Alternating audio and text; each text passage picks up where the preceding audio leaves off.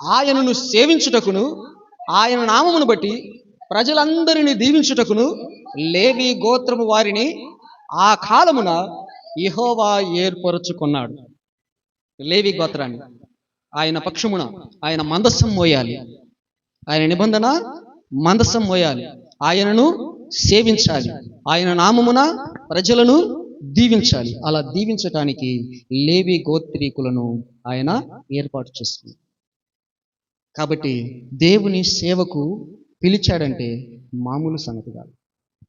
ఒక దేవుని సేవకుని దేవుడు పిలుచుకొని ఆయన సేవకునిగా ఏర్పాటు చేసుకుంటే దేవుడు ఉండవలసిన స్థానములో ఆ పిలిచిన వ్యక్తిని నిలబెట్టి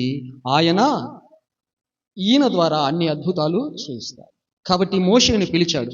మండుచున్న పొద నుండి మోసేను పిలచిన దేవా, ఉన్నవాడను అనువాడనంటివి, ఉందునంటివి ఎల్లప్పుడు, ఉందునంటివి ఎల్లప్పుడు.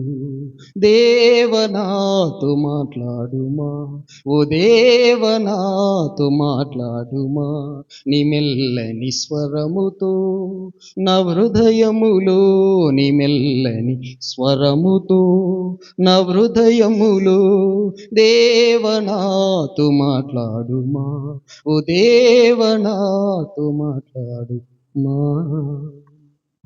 దేవుడు తన ఉద్దేశమును తన మాటను మాట్లాడి ఇక్కడ వినిపిస్తే అది హృదయంలోనికి వచ్చి హృదయంలో నుండి మరలా తన ప్రజలకు వినపడుద్ది. అలా సొంత అభిప్రాయం చెప్పటానికి దేవుని దాసులు ఉండరు. ఆయన ఏది చెప్తే అదే చెప్పాలి, ఏమి చేయమంటే అదే చేయాలి. అలా ఆయన చిత్తాన్ని నెరవేర్చేవాడే దేవుని సేవకుడు, ఆయన ఏర్పాటు చేసుకున్న లేవీయుడు. ఇప్పుడు ఈ కాలమందు, ఆ కాలమందు అలా జరిగింది. ఈ కాలమందు ప్రభు యేసు అందరినీ పిలిచాడు, నిన్ను నన్ను పిలిచాడు. ప్రతి వంశములోను, ప్రతి రాజ్యములోను, ప్రతి ప్రజలోను, ఆయా భాషలో మాట్లాడు వారిలోను ప్రతి ఒక్కరిలో నుంచి పిలిచాడు. పిలిచి ఆయన వాక్యమును చెప్పటానికి అధికారం ఇచ్చాడు. ఆయన రక్తముతో కడిగి ప్రతి ఒక్కరిని పరిశుద్ధులుగా చేశాడు. పరిశుద్ధులుగా చేసి దేవుని సొత్తైన ప్రజగా చేశాడు. దేవుని సొత్తైన ప్రజగా చేసి రాజులైన యాజక సమూహముగా చేశాడు. ఇప్పుడు రాజులు యాజకులు, లేవీయులే యాజకులు. ఇప్పుడు అందరూ ఆయా భాషల వారందరూ క్రీస్తు రక్తములో కడుగబడిన ప్రతి ఒక్కరూ రాజులు, యాజకులు, దేవుని రాజ్యము అయిపోయారు. అలా కాబట్టి ఇప్పుడు మనకు లభించింది ఈ దేవుని వర్తమానము చెప్పే భాగ్యము, ఈ దేవుని నామములో ప్రార్థించే భాగ్యము, ఈ దేవుని నామములో దీవించే భాగ్యము మనకు దొరికింది. కాబట్టి ఇక్కడ అంటున్నాడు, నీ పూర్ణ హృదయముతోనూ నీ పూర్ణ ఆత్మతోనూ నీ దేవుడైన ప్రభువుని ఏమంటున్నాడు, సేవించండి అన్నాడు. నీ మేలు కొరకు ఇట్లా సేవించండి. ఆయన ఎవరంట? భూమిని ఆకాశమును సృజించిన దేవుడు అని ఎవరినైనా మనం పిలవాలంటే మనకు ఒక నిర్ధారణ, ఆయన చేసిన పని తెలియాలి. ఏం పని? భూమిని చేసినవాడు, ఆకాశమును చేసినవాడు, సూర్య చంద్ర నక్షత్రములను చేసినవాడు, మనుషులను సృష్టించినవాడు, మనుషులకు జీవ ఆయువు ప్రాణమును ఇచ్చినవాడు, సమస్త సృష్టిని పరిపాలన చేసేవాడు. ఇది నమ్మకం. దేవుడంటే ఇట్లా ఉండాలి, ఇవి లేకుండా దేవుడని అనకూడదు అని, ఇవన్నీ చేసిన వాడను నేను అని స్వయంగా ఆయనే మాట్లాడి వారికి తన్ను బయలుపరుచుకుని సేవించటానికి ఆ మందసమును, ఆ నిబంధన ఆజ్ఞలు కలిగిన మందసం మోయటానికి ఒక జనాంగాన్ని ఏర్పాటు చేసుకున్నారు. కాబట్టి వాళ్ళు ఏం చేయాలా?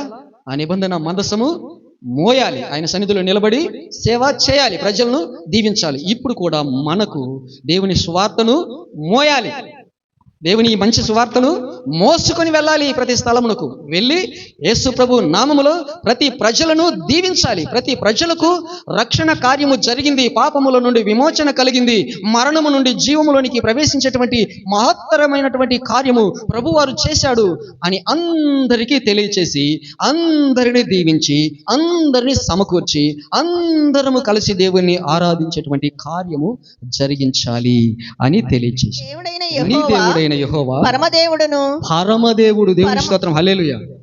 ఎలాంటి దేవుడు అంటే ఇంకా అవతల ఇంకొక దేవుడు ఎవరు?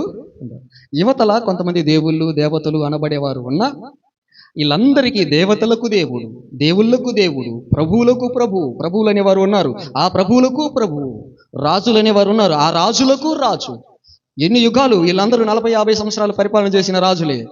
ఎన్ని యుగాలు, యుగ యుగాలకు రాజు, సర్వ యుగాలలో రాజు. ఆ రాజే ఈ దేవుడు. ఎలయనగా మీ దేవుడు అయిన యెహోవా పరమదేవుడును పరమ ప్రభువునై ఉన్నాడు. అయితే ఆయనే మహాదేవుడు. మరలా ఇంకా ఏదైనా మహాత్ముడు ఉన్నట్లయితే ఆయనే మహాదేవుడు, పరాక్రమవంతుడు. చాలగానోడు కాదు. మానవుడై పుట్టినప్పుడు కొడితే ఈ చెంప మీద కొడితే చూపించాడు. ఈ చెంప కూడా ముఖం మీద ఉమ్మేస్తే ఏమి అనుకోలేదు ఆయన. సిగ్గుతో తల ఏమి ఉంచుకోలే. ఆయన ఇంకా తలెత్తాడు. ఇంకా ఏమైనా ఎవరైనా ఉయ్యగలిగితే ఉయ్యండి అని. కొరడాలతో కొడితే కొట్టించుకున్నాడు, రాళ్లతో కొడితే కొట్టించుకున్నారు, దూషిస్తే దూషించబడ్డాడు. ఇంత చేశాడు. చేతగానివాడు అనేటట్టుగా ప్రజలేంది దేవుడు ఆయన. చివరికి ఏమైంది? సిలువ వేశారు. సిలువ మీద నీవు దేవుని కుమారుడు అయితే, నీవే దేవునివైతే, నీకు అలాంటి శక్తి ఉన్నట్లయితే నువ్వు సిలువ దిగిరా, మేము నమ్ముతామంటున్నారు. చూసారా? దిగొచ్చాడా? చేత కదా దిగి రావటానికి. ఒక్క మాట సెలవిస్తే సర్వ మానవాలు నాశనం అయిపోతురు కాక అన్నాడు అనుకో ఆయన నోట్లో నుంచి. ఆయన మాట చాలా పవర్ కలిగినది అన్నమాట. భూమి ఆకాశములు కలుగునుగా కంటే కలిగినవి, మామూలు సంగతి కాదు. మరి భూమిలో ఉన్న మానవులు ఎంతమంది? కొద్ది మందేనండి, చాలా తక్కువ. వాళ్ళని ఒక మాట అన్నాడంటే అయిపోతుంది. దిగిరా అంటున్నారు. కానీ అప్పుడు అన్నాడు, తండ్రి వీరేమి చేయుచున్నారో వీరు ఎరుగరు నాయన, కనుక వీరిని క్షమించు. ఆ మాట అనకూడదు. దిగొస్తే ఈ మానవులందరి పాపము వాళ్ళ మీదనే ఉంటుంది. ఈ మానవులందరి దోషము, ఆ దోషము వాళ్ళ మీదనే ఉంటుంది. కనుక ఆ దోషము పాపము ఫలితం ఏమవుతుందంటే మరణం వస్తుంది. ఆ మరణములో నుంచి మరలా నిత్య మరణములోనికి, నిత్యాగ్ని గుండములోనికి వెళ్ళవలసి వస్తుంది. కాబట్టి వాటిని తప్పించడానికి నేను వచ్చానన్న సంగతి, ఆ శాపము పాపం అంతా పోయి నిత్య జీవము వీళ్ళకు అనుగ్రహింపబడే ఈ కార్యము వాళ్ళకు తెలియక దిగిరా అంటున్నారు. కానీ వీరిని క్షమించు, ఈ కార్యం నేను సంపూర్తి చేస్తా అని సంపూర్తి చేసి సమాప్తమైనది అన్నాడు. దేవుని స్తోత్రం, హల్లెలూయా. అలా చేసి కార్యాన్ని, ఇంత గొప్ప రక్షణ ఇచ్చాడు మానవులకి. కాబట్టి ఈ రక్షణ కలిగించిన ఈ దేవుడు పరమదేవుడు, మహాదేవుడు, పరాక్రమము గలవాడు. అప్పుడు వచ్చింది ఆ కార్యము జరిగించడానికి అనమాట. అప్పుడు వచ్చింది ఆ శిలువ కార్యక్రమం వచ్చేసి నా దోషములన్నిటినీ, సర్వలోక మానవుల దోషము పాపమంతటిని భరించి దానికి తగ్గ శిక్ష అనుభవించి ఆ శిక్ష యావత్తును నెరవేర్చి తీసి అడ్డము లేకుండా ఎత్తిపడేయాలి, ఇక ఎవరికి అడ్డము లేకుండా ఆ కార్యము జరిగించడానికి వచ్చాడు. అప్పుడు ఎదురు తిరగడానికి లేదు, తీర్పు తీర్చడానికి లేదు, ఆయన శక్తిని ఈ రకంగా వ్యతిరేకించిన వారిని శిక్షించడానికి లేదు. ఈసారి ఇప్పుడు మరలా రెండవ రాక, అది మొదటి రాక మానవుల రక్షణార్థమై వచ్చాడు. మరలా రెండవ రాక వస్తాడు. అప్పుడు పరాక్రమశాలి అయ్యేస్తాడు. అదే ఆ రోజు యేసయ్య ఉగ్రత రోజు, 7 ఏళ్ల శ్రమల రోజు, పాపులంతా ఏడ్చే రోజు. అదే ఆ రోజు యేసయ్య ఉగ్రత రోజు, 7 ఏళ్ల శ్రమల రోజు, పాపులంతా ఏడ్చే రోజు. అదే ఆ రోజు. బలము చూసి భంగపడకుము, ధనము చూసి దగా పడకుము, యో మనిషి యోచింపవా నీ బ్రతుకు ఎలా ఉన్నదో. బలము చూసి భంగపడకుమా, ధనము చూసి దగా పడకుమా. ఆ రోజు శ్రమ నుండి తప్పించే నాదుడే లేడు, ఆ రోజు శ్రమ నుండి తప్పించే నాదుడే లేడు.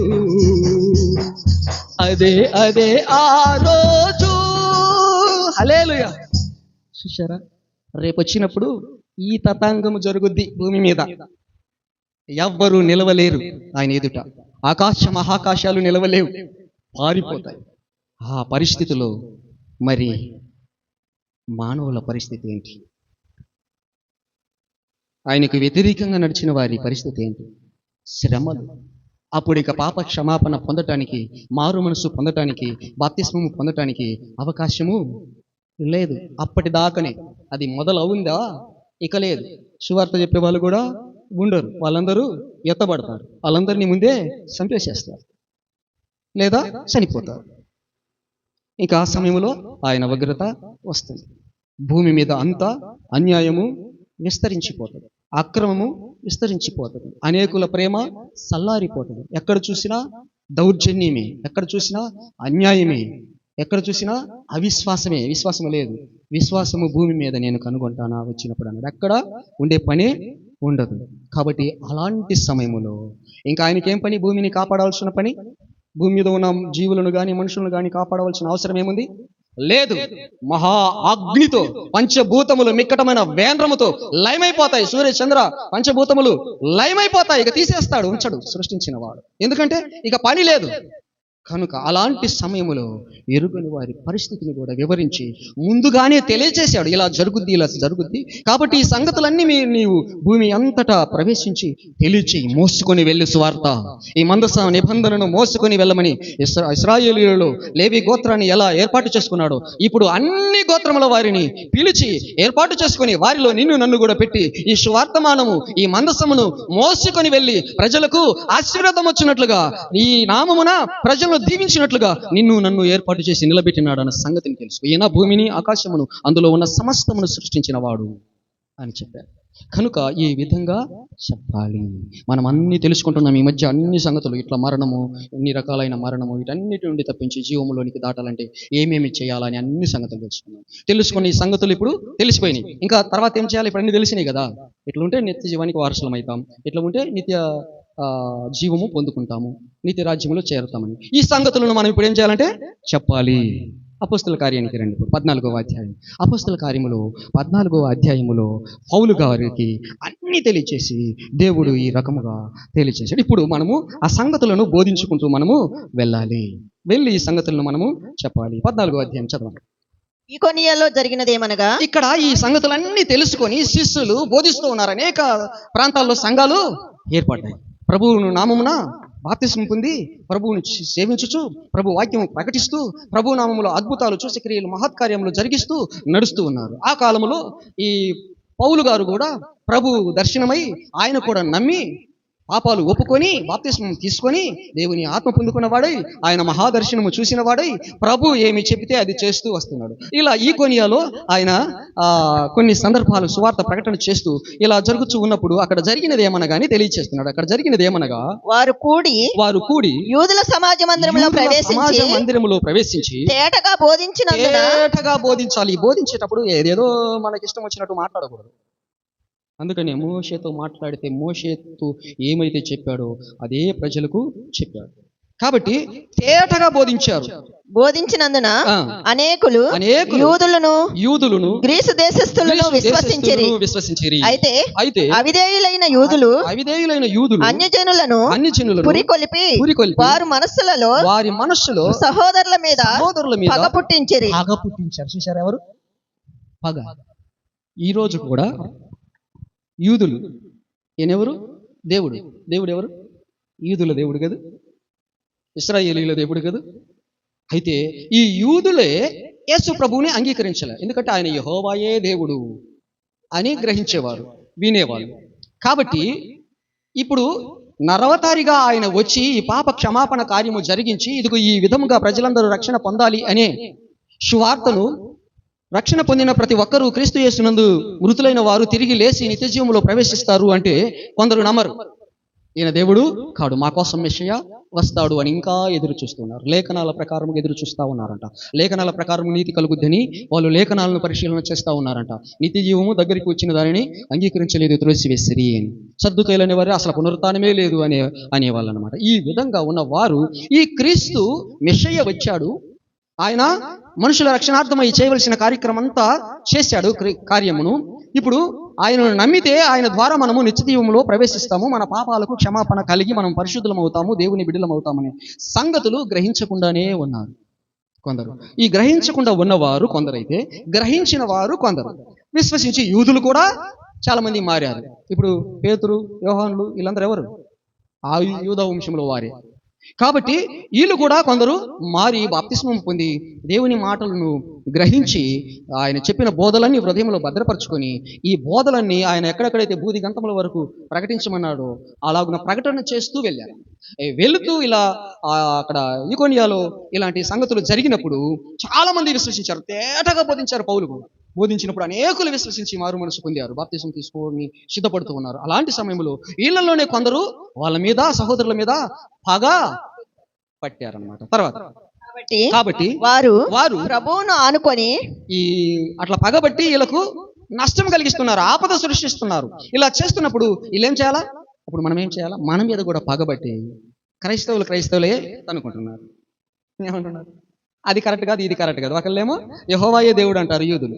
ఇప్పుడు కొంతమంది యేసు ప్రభువు దేవుడు అని నమ్మారు. యేసు ప్రభువే దేవుడు, యెహోవాయే దేవుడు అనేవాళ్ళు కొందరు. కాదు, యెహోవా ఒక ఆయన, యేసు ప్రభు ఒక ఆయన అనేవారు వారు కొందరు. మరలా పరిశుద్ధాత్మ ఈయన ఇంకొక ఆయన అనేవాళ్ళు. ఇప్పుడు యెహోవాయే యేసు ప్రభు అని నమ్మని వారికి ఎంత ఎద్దాశము, ఎంత వేరుబంధనం ఉంటుందో, పరిశుద్ధాత్మయే ఈ యెహోవా, ఈ యేసు ప్రభువు అని నమ్మని వారు కూడా అంత వ్యత్యాసం ఉంటుంది, అంతా వేరై ఉంటారనమాట. కాబట్టి యెహోవాయే యేసు ప్రభువు, యేసు ప్రభువే పరిశుద్ధాత్ముడు, పరిశుద్ధాత్మ అయిన దేవుడు. ఈ మూడు పాత్రలుగా పనిచేసిన దేవుడు ఒక్కడే. భూమి ఆకాశములు సృజించిన వాడే ఈ యేసయ్య. ఈ పరిశుద్ధాత్ముడు కూడా ఈ భూమి ఆకాశములు సృజించిన వాడే. ఒక్కనిగానే ఉన్నాడు. ఒక్కనిలో శరీరం ఉంది, ఒక్కనిలో ప్రాణం ఉంది, ఒక్కనిలో మనస్సు ఉంది. ఈ మనస్సు ఆలోచన చేసిద్ది, ఈ ఆత్మ నిర్ధారణ చేసిద్ది, ఈ శరీరము పని జరిగిస్తుంది. ఇట్లా దేవుడు ఈ కార్యములను జరిగించాడు అని నమ్మిన వాడే దేవునికి వారసుడు, దేవుని బిడ్డ, దేవుని రాజ్యానికి వారసుడు. నమ్మని వాడే, ఈ పరిశుద్ధాత్మను నమ్మని వాడే క్రీస్తును కూడా నమ్మటం లేదు అని అర్థం. క్రీస్తును కూడా అంగీకరించిన వాడు కాదు. పరిశుద్ధాత్మను, క్రీస్తును, యెహోవాను ముగ్గురిని అంగీకరించిన వాడే నిజమైన దేవుని వారసుడు, దేవుని బిడ్డ. ఈ సంగతులను మనము గమనించాలి. గమనించి మనము ఇప్పుడు యెహోవా చెప్పిన మాటలే పనే యేసు ప్రభువు చేశాడు. ఇప్పుడు పరిశుద్ధాత్ముడు కూడా యేసు ప్రభువు చెప్పిన మాటలే పనినే జరిగిస్తాడు. ఆయనకు విరుద్ధంగా ఈయన ఏదైనా చేసినట్లయితే పరిశుద్ధాత్మ పేరు చెప్పి అది ఆయన ఆత్మ కాదని మనము తెలుసుకోవచ్చు. ఇది భ్రమపరచు ఆత్మని గ్రహించవచ్చు. కాబట్టి భ్రమపరిచే ఆత్మ ఉంది, లేదని కాదు, ఉంది. ఈ భ్రమపరిచే ఆత్మను ఎలా తెలుసుకోవాలంటే యేసుక్రీస్తు ప్రభు వారు చెప్పిన వాటికే గట్టిగా పునాదులు వేస్తూ ఇదే సత్యమని మనల్ని ఇంకా సత్యంలోనికి నడిపిస్తేనే నిజమైన దేవుడు, దేవుని ఆత్మ. అట్లా కాకుండా యేసు ప్రభువుకు కానీ యెహోవాకు కానీ విరుద్ధంగా మాట్లాడి ఏదైనా కొత్తగా చెప్పినట్లయితే అది పరిశుద్ధాత్మ కాదు, యెహోవా ఆత్మ కాదు, యేసు ప్రభు ఆత్మ కాదు, దేవుడు కానే కాదని గ్రహించి వారి ఆత్మ ఫలముల వలన మనము వారు ఎలాంటి వారు అనేది గ్రహించవచ్చు. అలా గ్రహించుకుంటూ మనము సర్వ సత్యములోనికి నడవాలి. సత్యములో నుండి సర్వ సత్యములోనికి నడవాలి. మనము పూర్తిలో నుండి సంపూర్ణులము కావాలి. అంటే కొన్ని మనకు తెలిసినంతవరకు చేస్తున్నాం, కొన్ని తెలియని ఇంకా ఏవేవో ఉంటాయి, అవన్నీ కూడా చేస్తూనే వస్తూ ఉంటాము. అవి వచ్చే కొంది విశ్వాసమందు ఎదుగుతూ మనం ముందుకు నడిచే కొంది ఇవన్నీ బయలుపరచబడతాయి. ఇది నువ్వు చేయకూడదు, ఇది నువ్వు చేయకూడదు, ఇట్లా ఉండకూడదని మనల్ని సంపూర్ణులుగా చేసేది పరిశుద్ధాత్ముడు. పరిశుద్ధాత్ముడు మనకు బయలుపరుస్తూ ఉంటాడు. ఇప్పుడు దాకా మంచి పని అని ఒకటి చేస్తుంటాం, ఆ పని మంచిది కాదు అని పరిశుద్ధాత్మ మనకు బయలుపరిచినప్పుడు ఇక చెయ్యం. మనకు బోధిస్తాడు ఆయన, మనుషులు చెప్తే కాదు, ఆత్మ బోధిస్తాడు, ఒప్పించినప్పుడు ఆహా అని గ్రహించుకుంటూ ఎదుగుతాం. అదే పూర్ణులమవుతాం, సంపూర్ణులమవుతాం. అప్పుడు సంపూర్ణమైనప్పుడు ఇక నిత్య రాజ్యములో, నిత్య జీవములో మనకు సమృద్ధిగా ప్రవేశము లభిస్తుంది. అందుకోసం ఈ పరిశుద్ధాత్మను మనకు ఉంచాడు, మనలో ఉంచాడు, మన మధ్యలో ఉంచాడు. నువ్వు స్వీకరిస్తే నీలోనికి వస్తాడు, నీలో నివసిస్తాడు. ఆయన బోధ ప్రకారము నిన్ను నడవలసిన త్రోవ చూపించి మనల్ని నడిపిస్తాడు. అలా నడవాలి, మనం అలా నడుచుకుంటూ వెళ్ళాలి. కాబట్టి ఇప్పుడు వీళ్ళు ఏం చేస్తున్నారంటే దేవుని మీద ఆనుకున్నారు. చూసారా, ఇలాంటి సమస్యలు వచ్చినప్పుడు, బాధలు వచ్చినప్పుడు, కష్టాలు వచ్చినప్పుడు మంచిగా ఈ వార్తను మోసుకొని వెళ్ళి అనేక ప్రాంతాల్లో, ఈకొనియాలో, లుస్త్రాలో ఇక్కడంతా కూడా ప్రకటించినప్పుడు వీళ్ళకు ఇలాంటి హింసలు, బాధలు వచ్చి పగబట్టినప్పుడు, వాళ్ళకి హానికరమైనటువంటి క్రియలు చేస్తున్నప్పుడు భయపడకుండా దేవుని మీద అనుకున్నారు, పరిశుద్ధాత్మలో బలం పొందుకున్నారు, పరిశుద్ధాత్మ ద్వారా కార్యాలు చేస్తూ పనిచేస్తున్నారు. దేవుని మీద ఆనుకున్న వారై బహు ధైర్యముగా మాటలాడుచు బహుకాలము గడిపారు. దేవుని స్తోత్రం, హల్లెలూయా. బహుకాలము గడిపారు, వెళ్ళిపోలే. బహుకాలం గడిపి ప్రజలందరికీ తెలియచేస్తూ దేవుని సువార్తను తెలియచేస్తున్నారు. అక్కడ 7వ వచనం చదువు మళ్ళీ. లుస్త్రాలో బలహీన పాదములు గల ఒకడుండెను. అతడు పుట్టినది మొదలుకొని కుంటివాడై ఎన్నడును నడవలేక కూర్చుండే ఉండేవాడు.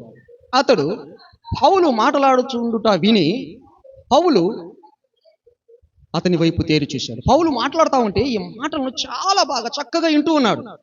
ఇందాక సునీతమ్మ మాట్లాడుతూ ఉంటే నేను అడిగాను, చూశారు ఒక మాట, అలా వింటూ ఉంటారు. కొంతమంది ఏం చేస్తారు, ఇంటూ నిద్రలోకి జారుకుంటారు. నిద్రలోకి జారుకోకుండా శ్రద్ధగా వినాలా, చాలా భయం భక్తి, మంచి మన నిత్య జీవానికి అవసరమైనటువంటి మాటలు, దేవుని మాటలు. ఒక్క మాట జారు విడుచుకున్నారనుకో, ఆ మాట నీకు మిస్ అయిపోయి ఆ మాట ప్రకారం నువ్వు జీవించలేకపోతావు. అది మిస్ కాకుండా మనం విన్నట్లయితే ఇక మనకేమీ బాధ లేదు. ఈ లుస్త్రాలో పుట్టినది మొదలుకొని ఒకడు కుంటివాడు ఉన్నాడు. అతను జీవితకాలంలో ఎప్పుడు నడవలేదు, ఎప్పుడు కూర్చుండేవాడు. అప్పుడు పౌలు మంచిగా ధారాళంగా బోధిస్తూ ఉన్నప్పుడు ఈయన చాలా శ్రద్ధగా వింటూ ఉన్నాడు.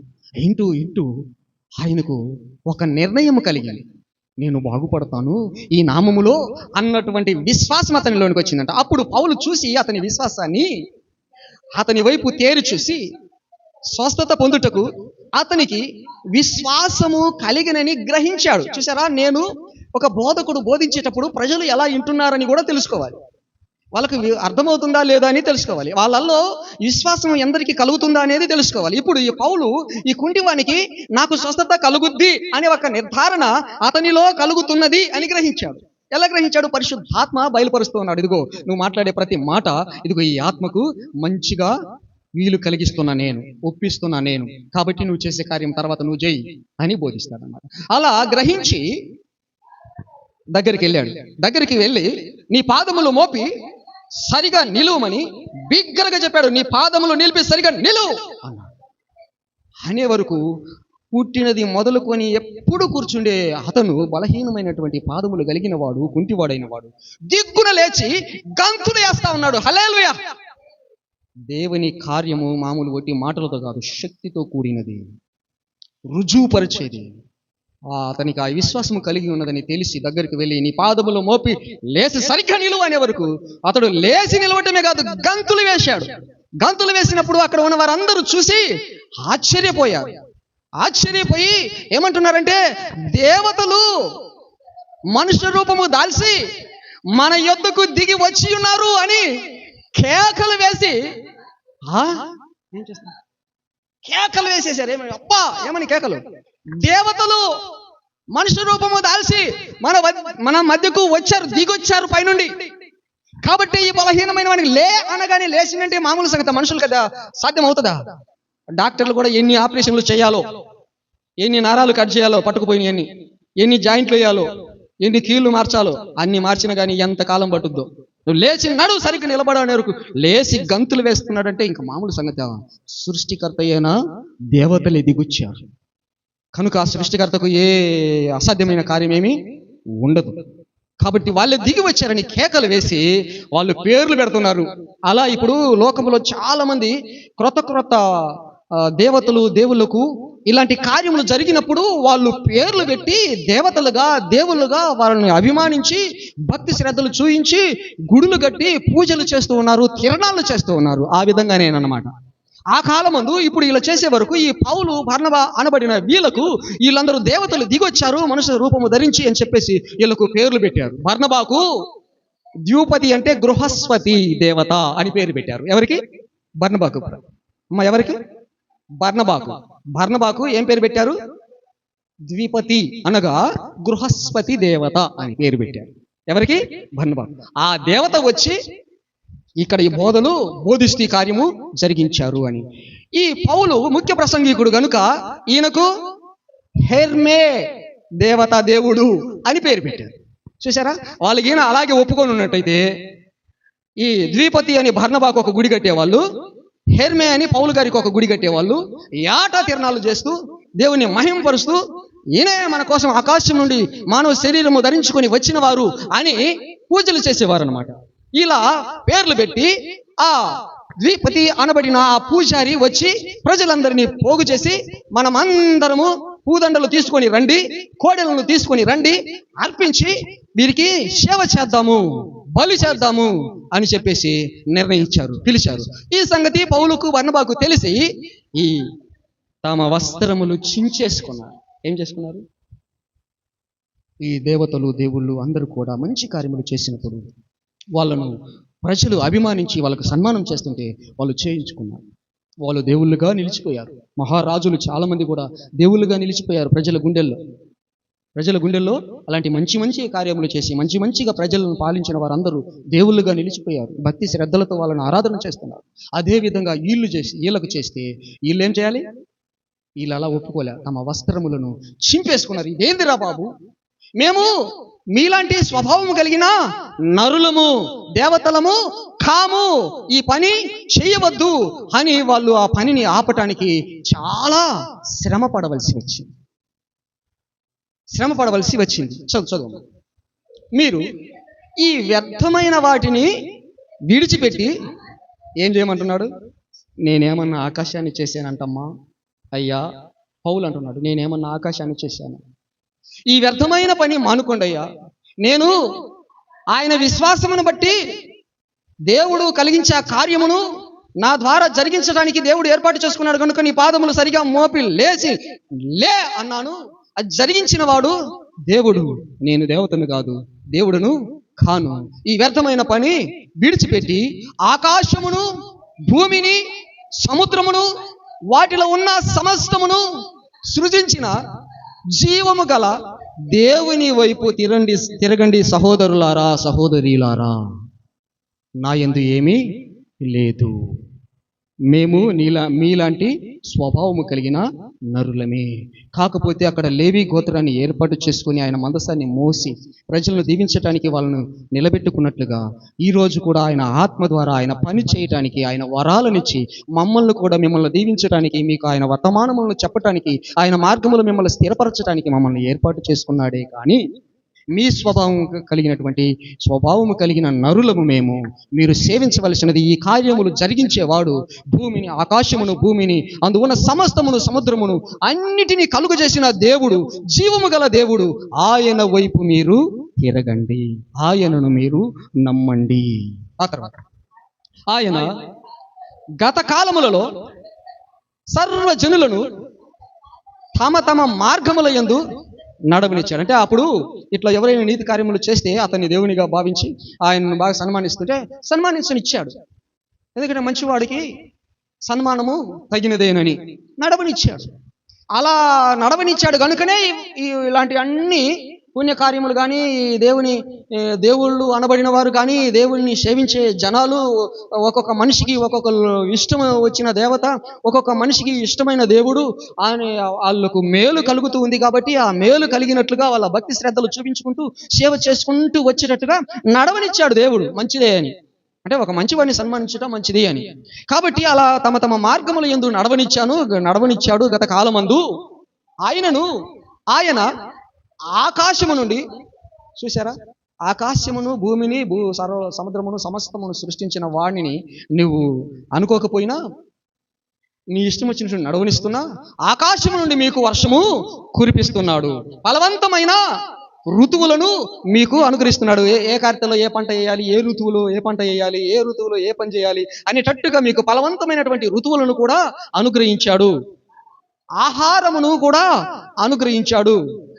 ఉల్లాసముతో ప్రతి ఒక్కరి హృదయములను నింపుచు మేలు చేయుచూ ఉన్నాడు. ఈ మేలు చేయుచూ ఉన్న స్థితిలో తన్ను గూర్చి సాక్ష్యము లేకుండా ఏమి చేయలేదని మీరందరూ తెలుసుకోండి అని బిగ్గరగా చెప్పేశాడు. సాక్ష్యము లేకుండా వర్షం కురిపించాలంటే మామూలు సంగతి. ఫలవంతమైన ఋతువులను ఇచ్చి మనకు అనుకూలమైనటువంటి పంటలు, ఆహారమును, మన హృదయాలను ఉల్లాసము చేసేటువంటి సమస్త మనకు కావలసిన వనరులన్నిటినీ ఇచ్చే దాంట్లో దేవుడే అవన్నీ ఇచ్చేది. ఏదో ఒక చిన్న కార్యములు కాదు, వాని ద్వారా ఒక చిన్న మేలు కాదు. ఆకాశము నుండి, భూమి నుండి, సమస్త సృష్టిలో నుండి మనకు కావలసినవి అన్నీ ఇచ్చేవాడు. ఆకాశమును, భూమిని, సమస్తమును సృష్టించి అందులో ఉన్న వాటన్నిటిని అనుగ్రహించి జీవమునిచ్చేటువంటి ఆ దేవుని వైపు తిరగండి అని చెప్పారు. దేవుని స్తోత్రం, హల్లెలూయా. తర్వాత వారు ఇలాగు చెప్పి తమకు బలి అర్పింపకుండా సమూహములను ఆపుట బహు ప్రయాసమాయను. ఆ, ఉమ్, ఉమ్, ఉమ్, ఉమ్, ఉమ్, ఉమ్. చాలు, చూసారా? ఇంత ప్రయాసం అయితే ఈ ప్రజలందరూ ఏం చేస్తున్నారు? ఇప్పుడు దాకా పైనుండి దేవతలు మానవ శరీరము దాల్చుకుని దిగి వచ్చిన వారు మనకి ఇంత గొప్ప కార్యము చేశారు అని వాళ్ళకు కొన్ని పేర్లు పెట్టి, ద్విపతి హేర్మే అనే దేవుళ్ళ పేర్లు పెట్టి బలి అర్పించాలి అని వచ్చిన వారు ఇప్పుడు తిరుగుబాటు చేసి రాళ్ళు రువి కొట్టారు. చూసారా? ఇది వద్దు అంటే అదే చేయించుకున్నట్లయితే ఎత్తుకొని పలకల మీద ఊరేగించే వాళ్ళు, ఊరూరు తిరిగే వాళ్ళు, సాటింపేసే వాళ్ళు, ఎక్కడెక్కడ వాళ్ళు రండి అని వీళ్ళకు సాష్టంగపడి నమస్కారం చేసి పూజలు చేసి ఏదేదో చేసేవాళ్ళు. దానిని ఆపినందువలన రాళ్ళు రువి పౌలు చనిపోయినాడని ఏం చేశారు? చనిపోయిన వాళ్ళను అందరూ ఏం చేస్తారు? చుట్టాలు అందరూ వచ్చి ఏడ్చుకొని మొత్తుకొని ఒక పెట్టె తెచ్చో లేకపోతే వాళ్ళ ఆచార ప్రకారంగా సిద్ధపరిచి మోసుకొని పోయి ఆ దహన సంస్కారాలు ఏమేమో వాళ్ళ వాడుక ప్రకారము చేస్తారు కదా. ఏం చేశారు? చచ్చిన కుక్కకు కాలికి తాడుగట్టి ఈడ్చుకుపోయి అక్కడ అన్నో పడేసినట్టుగా. భక్తులకు చూడండి ఎన్ని హింసలు, దేవుని నమ్మిన వారికి చూడండి ఎన్ని కష్టాలు. సత్యమును, భూమిని, ఆకాశమును, సర్వ సృష్టిని నిర్మించిన దేవుని గూర్చి బోధించే వారికి ఎలాంటి ఇబ్బందులో చూడండి, ఎన్ని కష్టాలు చూడండి. ఇలాంటి కష్టాలు పడి దేవుని గురించి చెప్పిన సంగతులను బట్టి, దేవుని నామములో చేసిన అద్భుతములను బట్టి సన్మానము చేయించుకోలేదని వాళ్ళు చెప్పినట్టుగా వాళ్లకు బలి ఆపివేసినందువలన, ఆ బలి ఇవ్వకుండా ఆపివేసినందువలన రాళ్లతో కొట్టి చచ్చాడులని బయటికి వెలుపలికి ఈడ్చి వెళ్ళిపోయారంట. అయితే ఆయన ఎందుకు విశ్వాసం ఉంచిన వారు అంటే ఆయన మాట నమ్మి ప్రభువు నమ్మిన బిడ్డలు అయ్యో అయ్యో అని వాళ్ళు వెళ్ళిపోయినారు. కానీ వీళ్ళు వెళ్ళిపోకుండా ఉండినప్పుడు చుట్టూ వచ్చి నిలిచి ఏమైంది ఎట్లనా ఏం చేద్దామని ఆలోచన చేస్తున్నప్పుడు పౌలు బ్రతికాడు. దేవుని స్తోత్రం, హల్లెలూయా. చనిపోలే, లేచి ఈయన మరలా వెళ్ళి మరలా సువార్త ప్రకటన చేస్తున్నాడు. నాకెందుకు లేని ఊరుకున్నాడా? కాబట్టి మనకు కూడా ఎన్ని కష్టాలు వచ్చినా, ఎన్ని బాధలు వచ్చినా ఈ వార్తను మోసుకుని వెళ్ళి నశించు ఆత్మలకు చెప్పాలా, దేవుని కార్యములను బోధించాలి, దేవుని నామములో వారిని దీవించాలి, వారు ఆశీర్వదించబడాలి. ఇలాంటి కుంటివారు ఉన్నా, గుడ్డివారు ఉన్నా, లేకపోతే అక్కర కలిగిన వారు ఉన్నా ప్రభువు నామములో ప్రార్థన చేసినప్పుడు వాళ్ళకు స్వస్థత కలగాలి. దేవుడు చేస్తాడు ఆ కార్యములను, దేవుడు చేసి రుజువు చేసుకుంటూ ఉంటాడు, దీవిస్తూ ఉంటాడు. ప్రార్థనలు చేస్తే ఆ ప్రార్థనలకు ప్రతిఫలం దయచేస్తూ ఉంటాడు. ఇలా చేసి దేవునికి ఒక సాక్షిగా ఉండుటకు ఆయన సాక్షార్థముగా ఈ క్రియలు చేసి ఇలా విశ్వాసము కలిగినట్లుగా చేస్తూ ఉంటారు. ఇలా విశ్వాసము కలిగి సేవించుచున్న వీరు నమ్మి స్థిరముగా ఉంటారు. అలా వాళ్ళు ఆయన చుట్టూ ఉన్నప్పుడు ఆయన లేచి మరలా వేరే ప్రాంతాలకు వెళ్ళి సువార్త ప్రకటన చేసి, ఇంకా అనేక ప్రాంతాలకు వెళ్ళి సువార్త ప్రకటన చేసి చేశారు. అనేకులను శిష్యులనుగా చేశారు. శిష్యులు ఎప్పుడవుతారు? యేసు ప్రభు ఏమన్నాడంటే సువార్త ప్రకటించండి, ప్రకటించినప్పుడు నమ్మి బాప్తిసం పొందేవాడు రక్షించబడతాడు. తండ్రి యొక్కయు, కుమారుని యొక్కయు, పరిశుద్ధాత్మ యొక్కయు వారికి బాప్తిసం ఇచ్చుచు నేను మీకు ఏ సంగతులను చెప్పితినో ఆ సంగతులన్నీ వారికి బోధించి శిష్యులుగా చేయండి. అంటే వీళ్ళందరికీ బాప్తిసం ఇచ్చి దేవుడు తెలియచేసిన సంగతులన్నీ బోధించి శిష్యులుగా చేశాడు. ఈ అనేక సంగతులన్నీ తెలియచేసి శిష్యులుగా చేసి వారిని స్థిరపరిచి చదువు లుస్త్రాకు అంటే ఈ బలహీనమైన ఇక్కడ కొట్టి రాళ్లతో కొట్టి చంపేసి ఈడ్చారు కదా, ఇక్కడికి మరల వచ్చారు. ఇంకా మాకెందుకు లేని వెళ్ళలేదు. లుస్త్రాకు వచ్చి ఈకొనియాకును, అంతియోకయాకును అక్కడ ఉన్న శిష్యుల అందరి మనుషులను దృఢపరచి విశ్వాసమందు నిలకడగా ఉండాలి అని చెప్పారు. దేవుని స్తోత్రం, హల్లెలూయా. నాకు దేవుడు ఏమైతే బయలుపరిచి భారము పని ఇచ్చాడో ఆ పనిని నేను చేస్తూ ఉన్నా. ఇక్కడ కొట్టి నన్ను రాళ్లతో కొట్టి చనిపోయినాడని ఈడ్చినారని నేను మరలా ఇక్కడికి రాకుండా ఉండలేదు. మళ్ళీ వచ్చి ఇక్కడ మీ అందరినీ కూడా స్థిరపరుస్తున్నా, బలపరుస్తున్నా. ఇలాంటి సందర్భాలు వచ్చినప్పుడు మనం నిలకడగా ఉండాలి, దేవుని బిడ్డలుగా ఉండాలి, సువార్త ప్రకటించే వారిగా ఉండాలి. ఎన్ని సమస్యలు వచ్చినా నిలకడగా ఉండవాలని శిస్తుల మనసులను దృఢపరచి స్థిరపరచి అనేక శ్రమలను అనుభవించి మనము దేవుని రాజ్యములో ప్రవేశింపవలెనని వారిని హెచ్చరించాడు. దేవుని స్తోత్రం, హల్లెలూయా. యేసు ప్రభువుని నమ్ముకుంటే శ్రమలన్నీ పోతాయి. ఆశీర్వాదాలే వస్తాయి, డబ్బులే వస్తాయి, రోగాలే పోతాయి, ఇక రోగమే రాదు, ఇక శ్రమలే రావు, ఇక ఎప్పుడు మనం భేదోళము అయ్యే పనే ఉండదు, కష్టపడాల్సిన అవసరమే ఉండదు అనే దొంగ బోధలు మాత్రం వినొద్దు. అయ్యే దొంగ బోధలు, దేవునికి వ్యతిరేకమైన బోధలు. శ్రమలు, ఏ భక్తునికి శ్రమలు లేకుండా ఉన్నాయి? ఏడున్నది విడిచిపెట్టి కొత్తది ఎందుకు బోధించాలా? దేవుడు నీకు అనుభవించటానికి, సుఖముగా అనుభవించడానికి ఇచ్చిని అనుభవించు. అందరూ అలాగే ఉండాలని లేదు, అందరూ ఇలాగ ఉండాలని లేదు, అన్ని రకాలుగా ఉంటున్నాను. కాబట్టి అన్ని రకాలుగా మనం అనేక శ్రమలు అనుభవించి దేవుని రాజ్యంలో ప్రవేశించాలని తెలుసుకొనండి. ఈ సంగతులను మనకందరికీ బోధించండి. నాకేంటి ఈ కష్టాలని మాత్రము అనుకోవద్దు. ఆ కష్టాలను జయించగలిగేటటువంటి ప్రభువా నాకు ఆ శక్తిని ఇవ్వు అని మనము అడగాలి. ఇలా అనేక శ్రమలను అనుభవించి మనము దేవుని రాజ్యంలో ప్రవేశించాలి. కాబట్టి ఇలా విశ్వాసులను స్థిరపరిచి బలపరిచి ఈ సంగతులను బోధించాలి. బోధించి వాళ్ళను స్థిరపరచాలి, బలపరచాలి. ప్రతి స్థలానికి వెళ్ళి అలా చేయాలి. అలా చేస్తూ మనము ముందుకు కొనసాగాలి అని దేవుడు మనకు తెలియజేస్తాడు. ఆ విధంగా మనము ఈ సువార్తను ప్రకటించడానికి ఎన్ని కష్టాలైనా, ఎన్ని బాధలైనా పడుతూ దేవుడు ఏర్పాటు చేసుకొని మనకు ఇచ్చిన ఒక గొప్ప ధన్యత, ఈ ధన్యత కలిగిన వారమై ఉన్నాం. కాబట్టి సంఘములు, విశ్వసించిన వారందరూ ఇలాంటి కష్టాలు అనుభవించుతూనే వెళ్ళాలి. ఒకవేళ కష్టము లేకపోయినా ధన్యులే, అది వచ్చినా ధన్యులే. వాటిని జయించుకుంటూ వెళ్ళాలని దేవుని వాక్యము తెలియచేయండి. ప్రేమపూర్వకముగా ప్రతి ఒక్కరికి తెలియచేస్తూ నేను ఈ మాటలు ముగిస్తున్నా. దేవుడు ఈ మాటలు అందరి విషయంలో ఆశీర్వదించి దీవించి అందరిని స్థిరపరిచి తన నిత్య జీవములోనికి, నిత్య రాజ్యములోనికి సమృద్ధిగా ప్రవేశము కలుగచేసి చేర్చుకొనుగాక. ఆమేన్.